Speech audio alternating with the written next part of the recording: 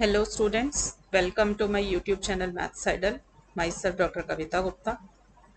बच्चों ये मेरे ring theory and linear algebra 1 की प्लेलिस्ट चल रही है जिसका आज लेक्चर नंबर 7 है। इससे पहले वाले लेक्चर में बेटा मैंने आपको इंटीग्रल डोमेन बताया था क्या होता है और उसके काफ़ी सारे अच्छे एग्जाम्पल्स कराए थे। अब हम करेंगे आज इसी चैप्टर की एक्सरसाइज के कुछ क्वेश्चंस जो कि बहुत इंपॉर्टेंट क्वेश्चंस हैं। तो चलिए स्टार्ट करते हैं बच्चों। देखो बेटा, आपको पहले मैं थोड़ा सा मीनिंग रिकॉल करा दूं जरा, इंटीग्रल डोमेन क्या चीज होती है। देखो, अगर मैं बोलती हूँ वर्ड इंटीग्रल डोमेन तो इसका मतलब होता है commutative ring with unity.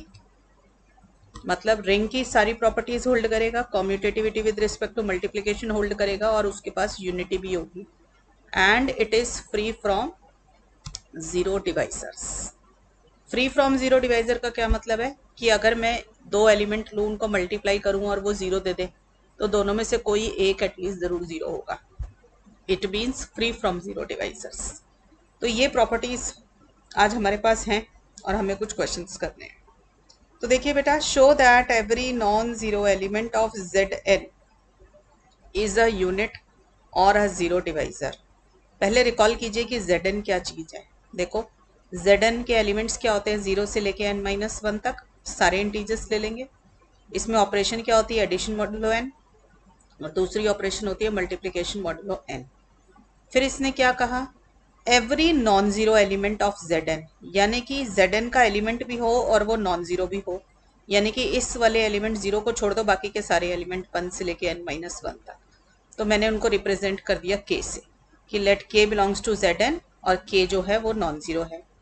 What I have to show that it is a unit और अ जीरो डिवाइजर। तो मुझे शो करना है कि के या तो यूनिट होगा या जीरो डिवाइजर होगा। मतलब जेड एन के जितने भी एलिमेंट्स होते हैं या तो वो यूनिट होते हैं या फिर वो जीरो डिवाइजर होते हैं। कि हो सकता है कि वन यूनिट हो, टू जीरो डिवाइजर हो, इस टाइप से कि कोई एलिमेंट या तो यूनिट होगा या जीरो डिवाइजर होगा। And this is for the non zero element. अब थोड़ा सा यूनिट की डेफिनेशन को रिकॉल कर लो। यूनिट के ऊपर बेटा मैंने पूरा एक लेक्चर बनाया हुआ है। यूनिट क्या होता है, वो नॉन जीरो एलिमेंट जिसका मल्टीप्लिकेटिव इनवर्स एग्जिस्ट करता है।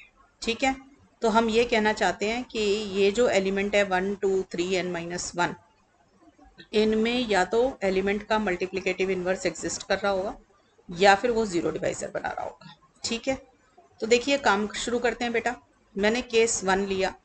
आपको मैंने ये भी बताया था कि जेड एन की यूनिट्स भी निकलवाई थी कि जेड एन के अंदर कौन कौन सी यूनिट्स होती हैं। तो अगर आपको याद हो तो जेड एन का जो यूनिट वाला सेट है वो होता है यू एन। जेड एन के अंदर जो यूनिट्स का सेट होता है वो होता है यू एन। यू एन के एलिमेंट्स क्या होते हैं, वो सारे एलिमेंट जिनका जीसीडी एन के साथ वन होगा, वो यूनिट एलिमेंट होते हैं जेड एन के सेट के। ये क्वेश्चन भी मैंने आपको करवा रखा है।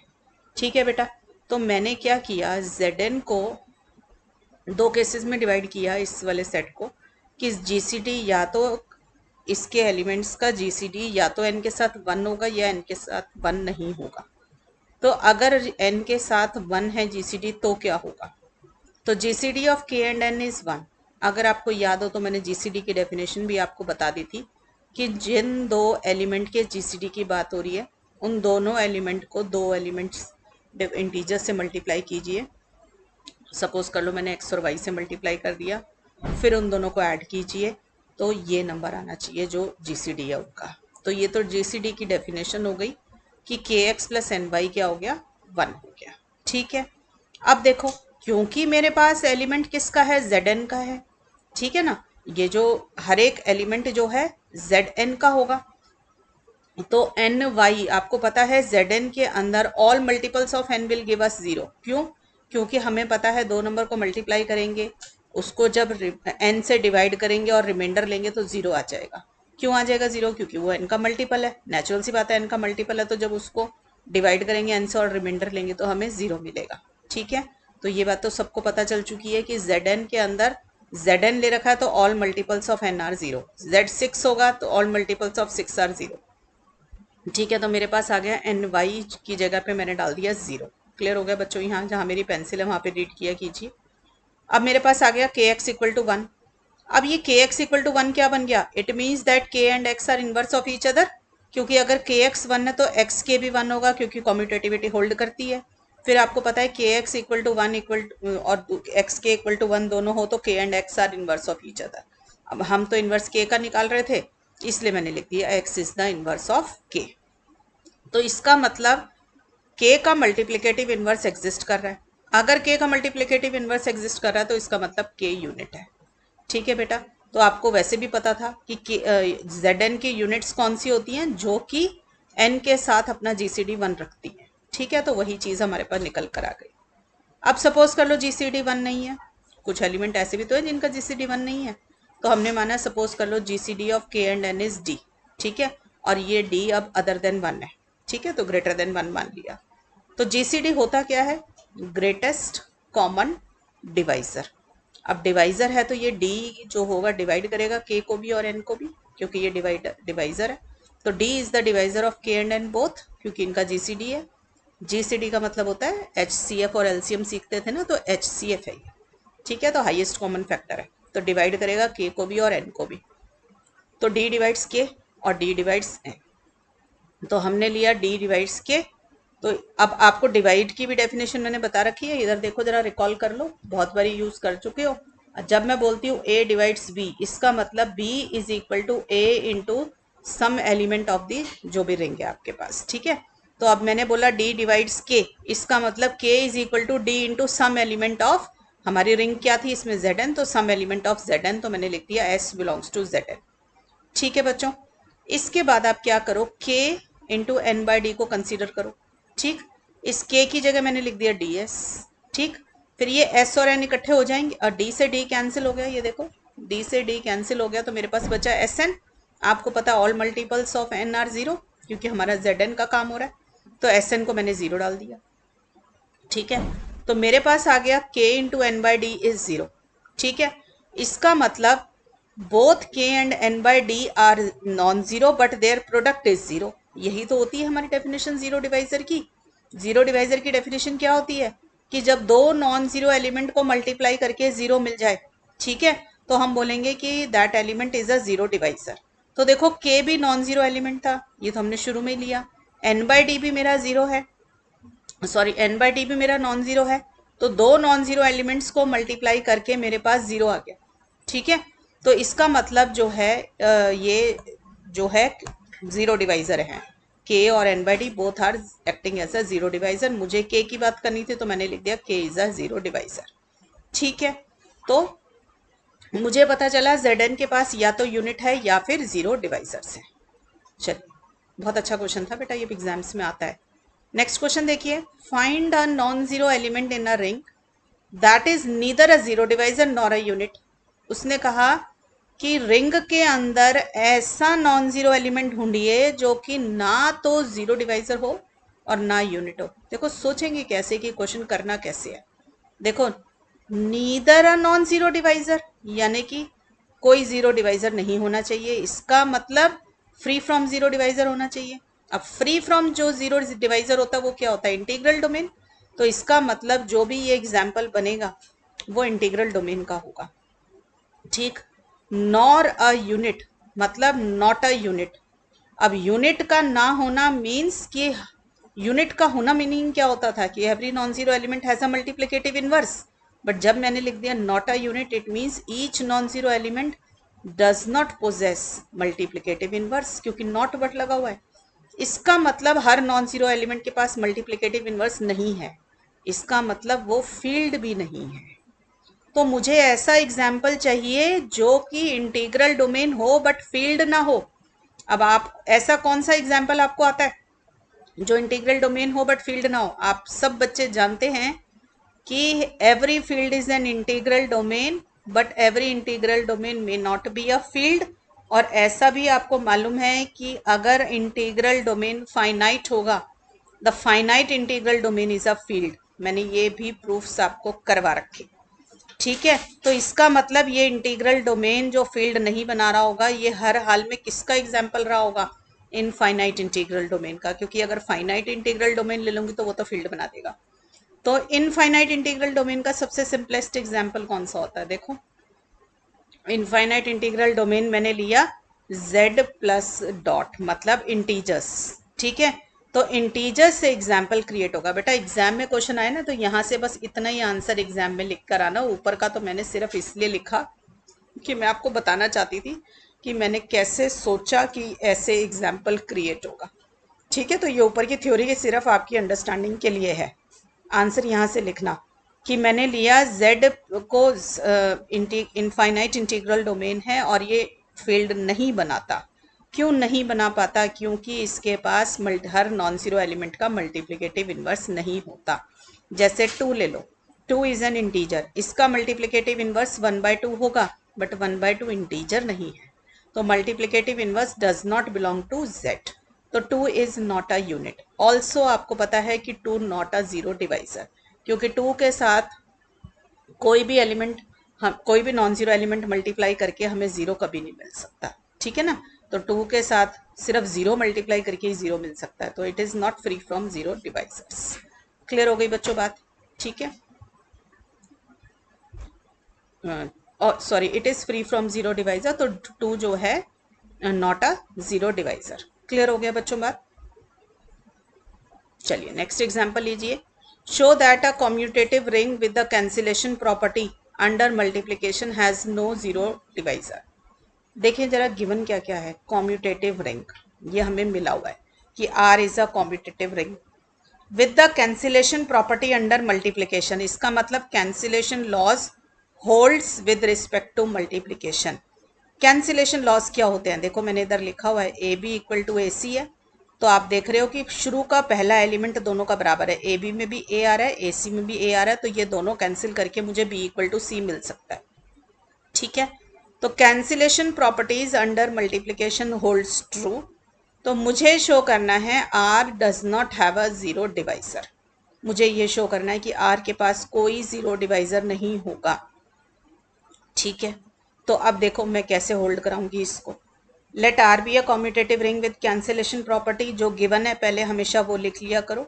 देखो जो ये एलिमेंट हम काट, कैंसिलेशन प्रॉपर्टी में हम जो एलिमेंट काटते हैं, दोनों में जो कॉमन एलिमेंट होगा उसको काटेंगे, वो सिर्फ तभी कटता है जब वो नॉन जीरो एलिमेंट हो। ठीक है, तो मैंने लिख दिया यहाँ पे ए इज नॉन जीरो। मुझे शो करना है R has no zero divisor. No zero divisor का मीनिंग क्या है? बेटा मैंने बताया हमेशा हर चीज को खोल खोल के लिख लिया करो, आधी बात समझ आ जाएगी क्वेश्चन में क्या करना है। नो जीरो डिवाइजर मतलब इसके पास कोई जीरो डिवाइजर नहीं है। मतलब अगर आप दो एलिमेंट को मल्टीप्लाई करके जीरो आ रहा है तो दोनों में से कोई एक एलिमेंट आपका जीरो जरूर होगा, ये मीनिंग है। तो मैंने ले लिया a B equal to zero. ठीक है, मुझे शो करना है कि या तो ए जीरो है या बी जीरो है। मान लो ए जीरो आ जाता तो हमें पता चल जाता वी आर डन। अगर ए नॉन जीरो है, क्योंकि हमने ऊपर ए नॉन जीरो ले रखा है, तो अगर ए नॉन जीरो है तो अब मेरे लिए जरूरी हो गया कि मैं शो कर दूं कि बी जीरो है। ठीक है, तो अगर ए नॉन जीरो है तो ये ऊपर वाली प्रॉपर्टी होल्ड कर जाएगी मेरी, है ना। तो मैंने ए नॉन जीरो है तो मैंने ऊपर वाली प्रॉपर्टी बना ली A B equal to a सी वाली। तो मैंने अब इसमें सी को ले लिया जीरो। ठीक है, तो A B equal to zero का क्या मीनिंग है? देखो क्योंकि यहाँ पे A B equal to zero लिया, आपको पता है रिंग की प्रॉपर्टी है A into zero is zero into A equal to zero, तो मैंने जीरो को लिख दिया ए इंटू जीरो। तो अब इसको और इसको देखो, a B equal to a into zero, इसमें ए एलिमेंट दोनों के पास कॉमन आया और वो नॉन जीरो था, तो ये कैंसिल हो जाएगा। जब इसको कैंसिल करोगे तो आपको मिल जाएगा बी इक्वल टू जीरो। ठीक है, यही मुझे प्रूफ करना था, तो मैंने प्रूफ कर दिया कि इसके पास कैंसिलेशन प्रॉपर्टी होल्ड करती है, तो it has no zero divisor. ठीक, चलिए अब आ जाइए। List all zero divisors of Z20। देखो अभी अभी आपने बात करी है Zn की, आपने देखा कि Zn के अंदर या तो एलिमेंट यूनिट होता है या फिर जीरो डिवाइजर होता है। तो उसमें आपने क्या देखा था? यूनिट तो वो होगा जो Zn के साथ, मतलब n के साथ अपना मतलब जीसीडी जो है 1 बनाएगा, और जिसका जीसीडी n के साथ 1 नहीं होगा वो जीरो डिवाइजर बनाएगा। तो अब इसके जीरो डिवाइजर निकालने हैं, तो मुझे क्या करना है? Z20 में से हर वो नॉन जीरो एलिमेंट उठा लीजिए जिसका जीसीडी 20 के साथ, क्योंकि यहाँ पे n क्या है 20 के साथ 1 ना हो, वो क्या बनाएगा? जीरो डिवाइजर बनाएगा। तो बेटा जो ऊपर आपको प्रूफ कराया था ना आज की क्लास में, पहला प्रूफ जो कराया है, बस उसका इस्तेमाल करेंगे। ठीक है, तो जीसीडी ऑफ k एंड 20 जो होगा वो तो 1 होगा, तो वो यूनिट्स बना के देगा, और बाकी के जो एलिमेंट बच जाएंगे जिनका जीसीडी 1 नहीं होगा वो आपको जीरो डिवाइजर बना के देगा। तो मैंने तो दोनों ही निकाल दिए बेटा, देखो यूनिट्स निकाली है। ठीक है, तो यूनिट्स क्या होंगी, जिनका जीसीडी 20 के साथ 1 आएगा। तो कौन कौन से हैं, 1, 3, 7, 9, देख लेना, जो नंबर इस 20 को डिवाइड ना करे उसका जो है जीसीडी 1 होगा, तो वो तो यूनिट्स बन जाएंगी। जीरो डिवाइजर कौन होंगे, जो बाकी के बचे हुए एलिमेंट है। देखो 2 का 20 के साथ जीसीडी निकालोगे तो 2 ही आएगा, है ना। 4 का 20 के साथ निकालोगे तो आपका जीसीडी क्या आ जाएगा, हाईएस्ट कॉमन फैक्टर 5 आ जाएगा इनका। ठीक है, तो आपको पता चल रहा है कि इनका जीसीडी, हमने इन सब एलिमेंट के बीच में कॉमन एलिमेंट है, तो जीसीडी जो है आपका जीसीडी जो है आपका 1 नहीं है, तो ये सारे के सारे जीरो डिवाइजर्स बनाएंगे। तो every non zero element in Zn is either a zero divisor और अ यूनिट। ठीक है, ये रिलेशनशिप आ गया, क्योंकि उसने ये भी पूछा था can you find any relationship between the zero divisor and Zn। ठीक है, तो यही रिलेशनशिप होगा कि हर एलिमेंट या तो जीरो डिवाइजर होगा या फिर यूनिट होगा। ठीक है, और देखिए बेटा क्वेश्चंस, देखो उसने आपसे बात करी Z7 की और बोला कि Z7 में give a reasonable interpretation of 1/2 - 2/3 की ये हैं क्या। देखो Z7 के अंदर तो एलिमेंट सिर्फ 0, 1, 2, 3, 4, 5, 6 ही हैं, तो फिर ये 1/2 का क्या मीनिंग होगा Z7 के अंदर, -2/3 का क्या मीनिंग होगा Z7 के अंदर, ये पूछा गया है। तो देखो क्या मीनिंग है, देखो 1/2 को आप क्या लिख सकते हो, 1 मल्टीप्लाइड बाय 2 की पावर -1, 2 की पावर -1 मतलब इनवर्स ऑफ 2। अब हम Z7 से तो बाहर नहीं आएंगे, इसका मतलब inverse of 2 in Z7, multiplicative inverse of 2 in Z7। इसका मतलब 2 को किस एलिमेंट के साथ मल्टीप्लाई करूं और फिर रिमाइंडर जो है, सॉरी, इन 2 को किस नंबर के साथ मल्टीप्लाई करूं कि जब उसको मैं 7 से डिवाइड करूं तो मुझे रिमाइंडर 1 आ जाए। ठीक है, अब आप ये याद रखना Z7 के जो एलिमेंट है ना वो 0, 1, 2, 3, 4, 5 और 6 हैं। तो 2 के साथ आप इनमें से कोई एक नंबर मल्टीप्लाई करेंगे और उसका मल्टीप्लिकेशन मॉड्यूलो 7 लेंगे तो आपको 1 मिलना चाहिए। इनवर्स की डेफिनेशन यही कहती है ना। तो देखो 2 के साथ अगर मैं 4 को मल्टीप्लाई करूं तो 2 4 ज़ा 8, जब उसको 7 से डिवाइड करोगे तो कैसे होगा, देखो 8 7 से डिवाइड किया, 7 1 ज़ा 7, तो रिमाइंडर क्या आया 1। बस इसका मतलब 2 and 4 are inverse of each other. ठीक है, जिस बच्चे को प्रॉब्लम हो रही हो इनवर्स निकालने में वो Z7 की मल्टीप्लिकेशन मॉड्यूलो 7 के साथ पूरी टेबल बना लेना, फिर वहां से इनवर्स रीड कर लेना। ठीक है, तो 2 का इनवर्स आ गया इसमें 4, तो मैंने लिख दिया 4। अब 1 मल्टीप्लाइड बाय 4 क्या होता है, 4। तो इसका मतलब जब मैं बोलती हूँ 1/2 तो Z7 में आई एम टॉकिंग अबाउट 4। 1/2 का मतलब होता है 4। ठीक है, नेक्स्ट आ जाइए -2/3। -2/3 का क्या मीनिंग है, देखो इधर, -2 डिवाइड बाय 3 मतलब 3 इनवर्स। 3 इनवर्स मतलब इनवर्स ऑफ 3 इन Z7। अब 3 का इनवर्स क्या होता है Z7 के अंदर, देखो 3 को किस नंबर से मल्टीप्लाई करूं और 7 से डिवाइड करने के बाद रिमाइंडर 1 आ जाए। तो मैंने देखा, देखो नंबर या तो 0, 1, 2, 3, 4, 5, 6 में ही कोई होगा। तो मैंने 3 के साथ ना समझ आया तो सारे ट्राई कर करके देख लेना। तो मैंने 5 को ट्राई किया तो 3 5 ज़ा 15 आ गया। जब इसको आप 7 से डिवाइड करोगे और रिमाइंडर लोगे तो आपके पास रिमाइंडर 1 आ रहा है। इसका मतलब 3 and 5 are inverse of each other, तो मैंने इसकी जगह 5 लिख दिया। अब आ गया 5 और 5 मल्टीप्लाई होंगे, तो 5 और 5 मल्टीप्लाई होकर 25 देंगे, पर मुझे तो 7 से बाहर नहीं आना, Z7 से बाहर नहीं आना ना। तो जब भी नंबर 6 से बड़ा हो जाए, क्योंकि Z7 के पास मैक्सिमम एलिमेंट 6 है, 6 से बड़ा हो जाए तो क्या करो, उसको 7 से डिवाइड कर दो। ठीक है, तो 25 को 7 से डिवाइड कर लो। ठीक है, तो मेरे पास क्या आएगा, देखो 25 को 7 से डिवाइड कर लो, 7 3 ज़ा 21। ठीक है, तो रिमाइंडर कितना आ गया 4। देखो बेटा ये mod 7 जब मैं लिखती हूँ ना, तो देखो जैसे मैंने 5 और 5 को मल्टीप्लाई करके 25 आया ना, तो 25 mod 7 ये इसलिए लिखा क्योंकि अभी मैंने 25 को ना डिवाइड नहीं किया था। तो जब तक आप Z7 में कोई चीज़ लेकर नहीं गए होते ना तो उसके साथ mod 7 लिख दिया करो। mod 7 का मतलब ये हो गया कि अभी इसको 7 से डिवाइड करके रिमाइंडर लेना बाकी है।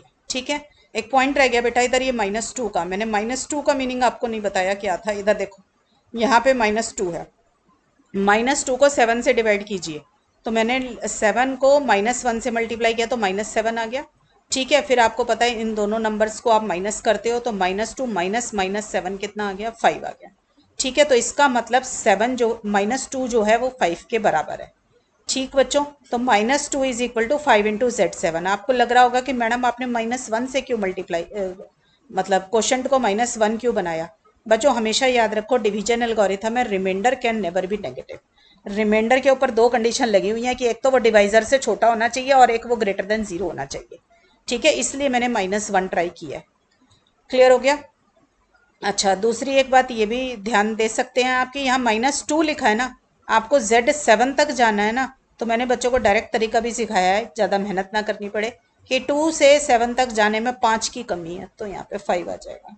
ठीक है, आ गई बात समझ में, तो इससे भी कर सकते हो। राइट, चलिए और देखते हैं बेटा।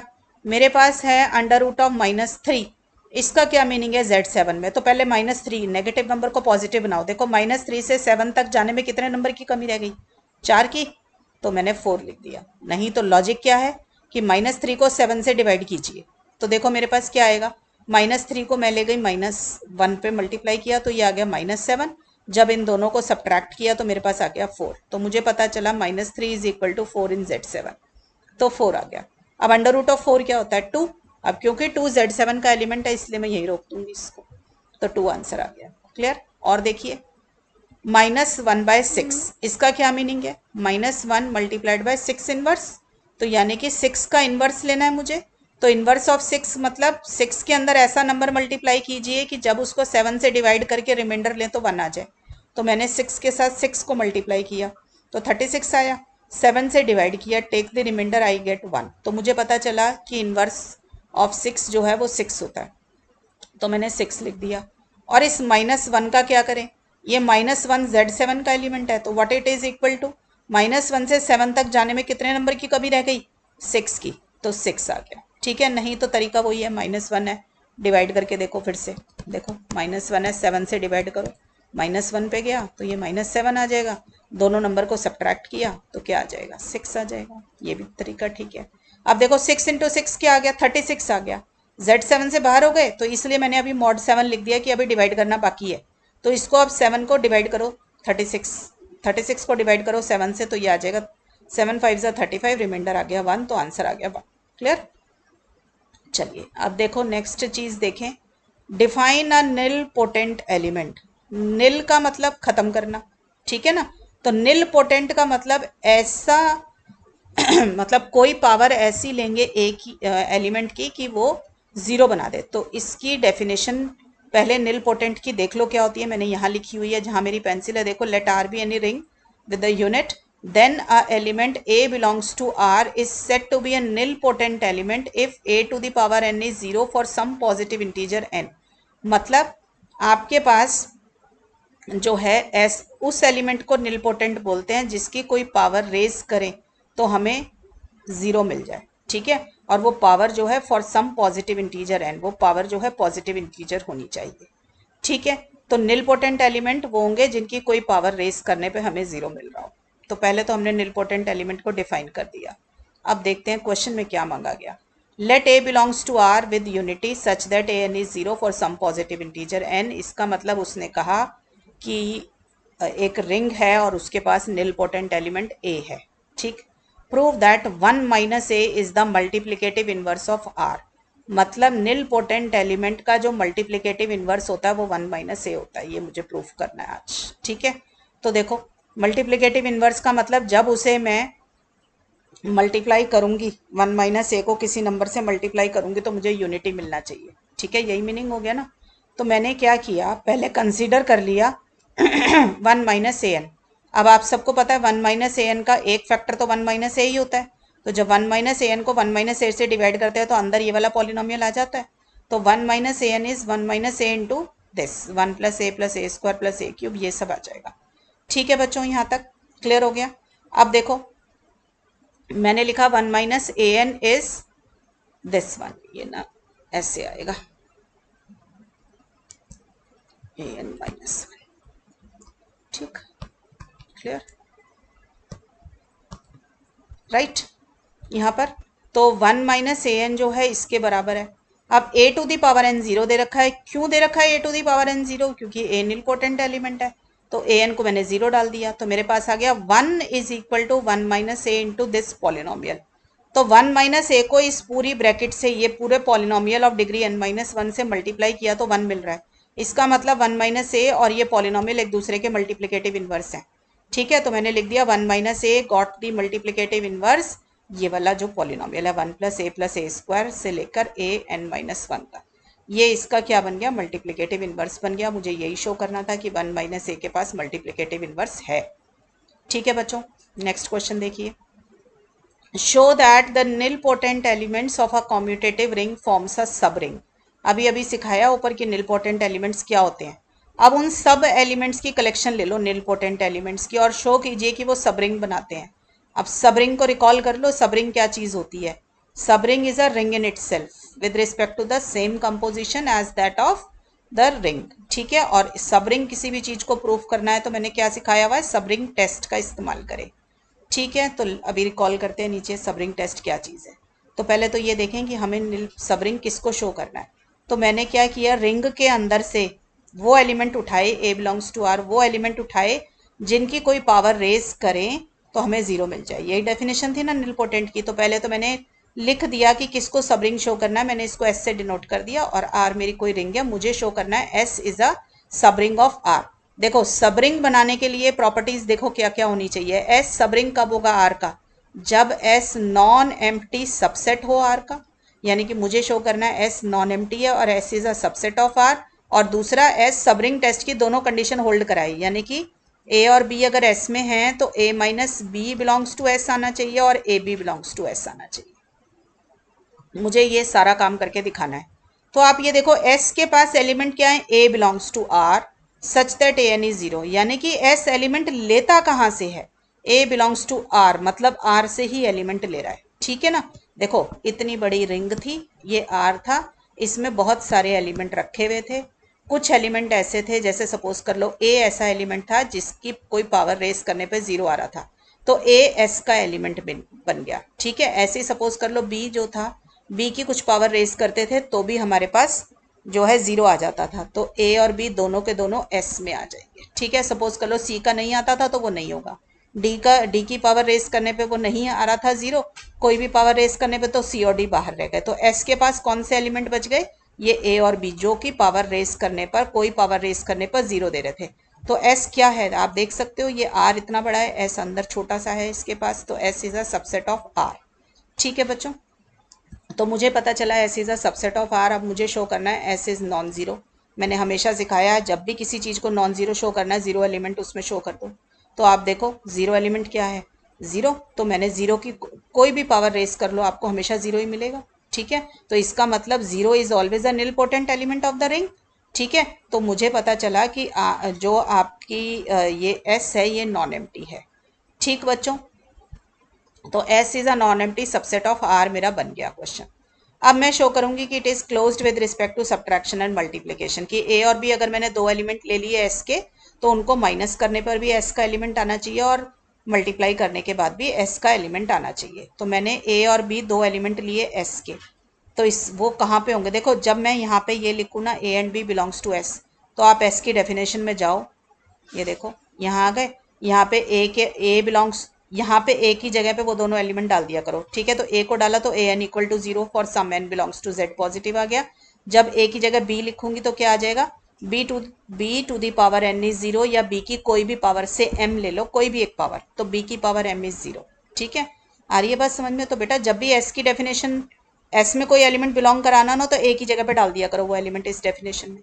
तो मुझे पता चला कि a to the power n is 0 और b to the power m is 0, और ए और बी दोनों आर का एलिमेंट है। मुझे शो करना है ए माइनस बी एस का एलिमेंट है, इसका मतलब अब ए की जगह ए माइनस बी डालो, यानी कि मुझे शो करना है ए माइनस बी आर के अंदर है और ए माइनस बी की कोई पावर रेस करूँ तो 0 आता है।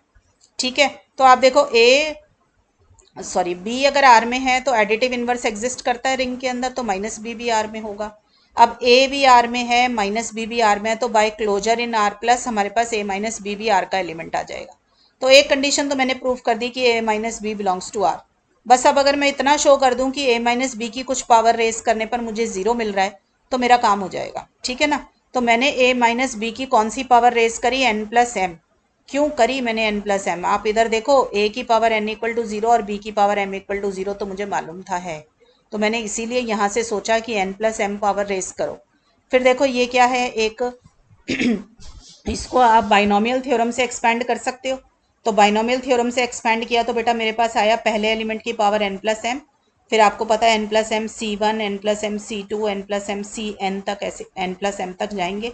आपको पता है a की power n plus m raise करिए तो a की पावर कम करते जाओ एक एक, और b की एक एक पावर बढ़ाते जाओ। तो a n plus m minus one, a की एक पावर कम हुई और b आ गया यहाँ पे माइनस बी। ठीक है, माइनस बी क्यों आया, क्योंकि a माइनस बी की एक्सपेंशन कर रही है। फिर आ जाएगा a n plus m minus two और माइनस बी का स्क्वायर। माइनस बी की एक एक पावर बढ़ाते जाना बेटा, a की एक एक पावर कम करते जाना, ये होती है बाइनोमियल एक्सपेंशन। मैं लिख देती हूँ बाय बाइनोमियल एक्सपेंशन, आपने इसको जो है एक्सपेंड किया है। ठीक है, बाइनोमियल एक्सपेंशन तो स्कूल में सीखी थी। ठीक, अब देखो a n प्लस एम को मैं लिख सकती हूँ a n into a m. अब इधर देखो a n plus m minus one को लिख सकती हूँ a n a m minus one और माइनस बी, देखो बेस सेम है तो पावर ऐड हो जाती है। ऐसे करके मैंने सारा कर लिया और ये बी एन प्लस एम को मैंने लिख दिया b n into b m. ठीक है, अब इसके अंदर डाल दो, ए एन को जीरो डाल दो और बी एम को जीरो डाल दो। तो ए एन को जीरो डाला तो ये पूरी टर्म जीरो, ऐसे ये वाली पूरी टर्म जीरो, लास्ट में बी एम को जीरो डाल दिया। ठीक है, तो आपका सारा आंसर जीरो आ गया। तो a माइनस बी की कोई भी पावर रेस करने पर आपको जीरो आ गया। कोई सम पावर रेस करी हमने n प्लस एम तो हमारे को जीरो मिल गया। इसका मतलब a minus b nilpotent element है, इसका मतलब a माइनस बी एस का एलिमेंट है। तो मेरी पहली कंडीशन तो सेटिस्फाई हो गई सब रिंग की। अब दूसरी कंडीशन है, अब मुझे शो करना है कि a और b अगर s में है तो a b भी s में होगा। तो देखो अगर a और b s में है तो उसके पास क्या क्या प्रॉपर्टी है कि a और b दोनों r का एलिमेंट है और उनकी कोई पावर रेस करने पर मुझे जीरो मिलता है। ठीक है, मुझे शो करना है a b is an element of s, इसका मतलब a की जगह ए बी डाल दो s की डेफिनेशन में, तो मुझे शो करना है ए बी r के अंदर है और ए बी की कोई पावर रेस करने पे मुझे जीरो मिलता है। तो पहले तो देखो ए और बी अगर आर का एलिमेंट है तो रिंग आर क्या है, रिंग है, रिंग की प्रॉपर्टी है कि closure with respect to multiplication holds. तो मेरा ए बी आर का एलिमेंट आ गया। अब ए बी की कोई पावर रेस करी, हमने रेस कर ली पावर एन, तो दोनों के ऊपर आपको पता है कि आर अगर कॉम्यूटेटिव रिंग है तो ए बी की पावर एन रेस करना मतलब ए की पावर एन और बी की पावर एन, ये कॉम्यूटेटिव रिंग की प्रॉपर्टी है, चैप्टर 1 में कराई है। ठीक है, ए एन की जगह जीरो डाल दो। ठीक है, तो मेरे पास आ गया जीरो इंटू बी एन। ठीक, तो जीरो इंटू बी एन क्या होगा, जीरो, क्योंकि रिंग है, रिंग के अंदर जीरो से किसी भी नंबर को मल्टीप्लाई करो तो जीरो आ जाएगा। तो मेरे पास आ गया ए बी की पावर एन रेस करने पे जीरो आ गया। इसका मतलब a b nilpotent element है, निल पोटेंट है तो एस का पार्ट है, और एस क्या बन गई, सब रिंग ऑफ आर बन गई बाय सब रिंग टेस्ट। ठीक है बच्चों, यही मुझे प्रूफ करना था। क्लियर हो गया? चलो बच्चों, अब ये वाला लेक्चर तो मैं यही वाइंड अप कर रही हूँ, क्योंकि अभी तक जितने कॉन्सेप्ट मैंने आपको ये चैप्टर 13 इंटीग्रल डोमेन के पढ़ाए थे उससे रिलेटेड एक्सरसाइज के क्वेश्चंस करा दिए। अब बेटा चैप्टर 13 के अंदर एक इंपॉर्टेंट टॉपिक बचा हुआ है, करेक्टरिस्टिक ऑफ अ रिंग। तो नेक्स्ट क्लास में मैं आपको करेक्टरिस्टिक ऑफ रिंग के क्वेश्चंस भी करा दूंगी और मीनिंग भी बता दूंगी। ठीक है बच्चों, टिल देन बच्चों पढ़ाई करते रहें। All the best.